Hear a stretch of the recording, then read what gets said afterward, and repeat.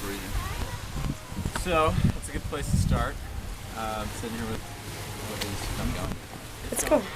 Oh. Restart. Chris Mcdonald, Chris Legh, the Chris's. How was the race yesterday? It was good. It was a race of ups and downs for me. I'll keep it short. I had a pretty good swim. It was going well on the bike. I had a few issues, mechanical flats were going forward. Two, right? Two flats.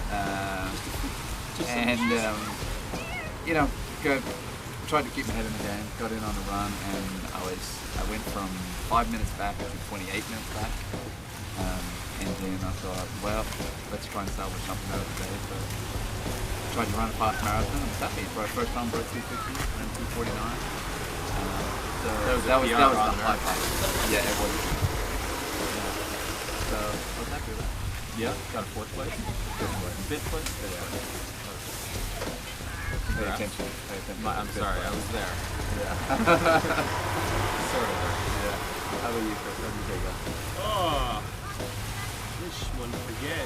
I had a very average swim, but I've been training that well. I really didn't panic and had confidence in my ride and run. So having sort of a look over the course, I knew it was going to be second lap in the marathon.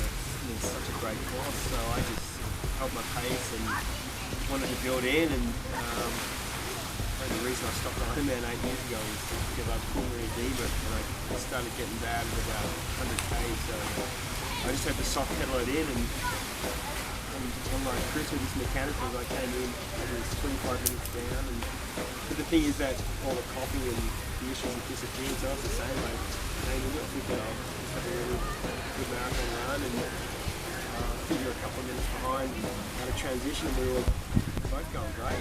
We went through 10k in about 35 minutes, and yeah, we were looking good. I mean, it would have been hard to get top three with that much more.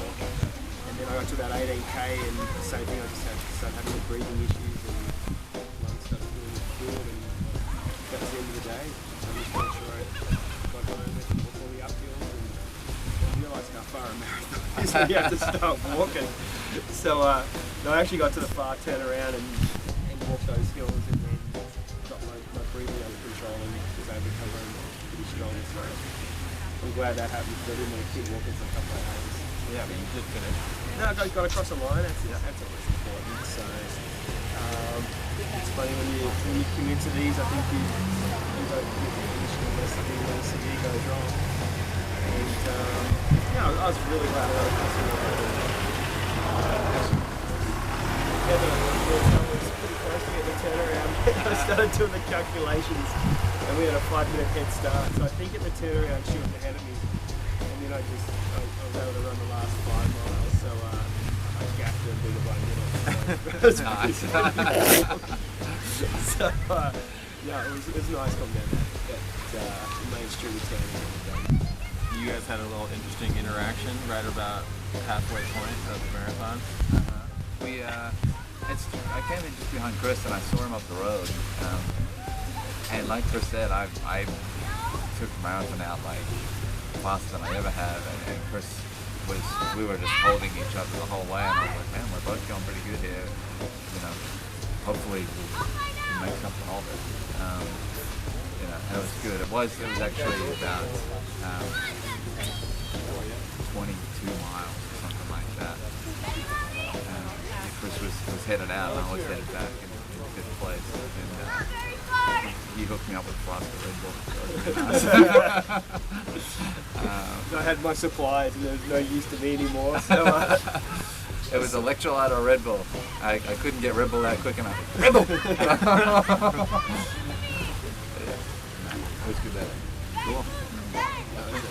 I mean, I was watching Chris run of the day, and it's funny, you go out running that hard, and you almost have to. You think you're going out too fast, and you've got to hold 6-minute miles, because there's going to be a fade no matter what. If you're going to try to run at 2:45 or 2:42, you've got to put time in the bank. That's the question people always ask: is do you negative split? You can't negative split these anyway. So he did that at Melbourne too. That's what you're saying on Tuesday. Yeah, just You went out really hard. you go out. I mean, it's got to be controlled hard, but I mean, Crowe doesn't. I mean, even in Kona, he gets to about 30k and he's running spot on 236 and he loses a minute a mile from that point. So a minute a kilometre. Starts running 5-minute K pace. So it's yeah, I mean, just went out. I'm sure you went through about 35, 36. Yeah, I know I went through the halfway in 123, which was 246. At that time, I actually started to second guess myself, and I just said to myself, Chris, get out of your own way. I'm like, just keep going. I'm like, you'll be fine. That's impressive. That was a breakthrough for me. 250 too high was my best previously, and that 250 mark is always kind of a mental barrier. Thankfully now I've broken it, so now I know I can do it, and next time I go through halfway in 123, I won't panic. I'll be like, oh, it's okay, I've done this before. Yeah, well, it's just amazing how you guys can flip that switch and turn off the pain receptors. That's your They don't turn off. It's still there. there. Category. The pain's still well and truly right there. That was good. Well, the Chris's, thank you so much. Thank you. Pleasure. Thank you. Yeah. Well done. Thank you very much.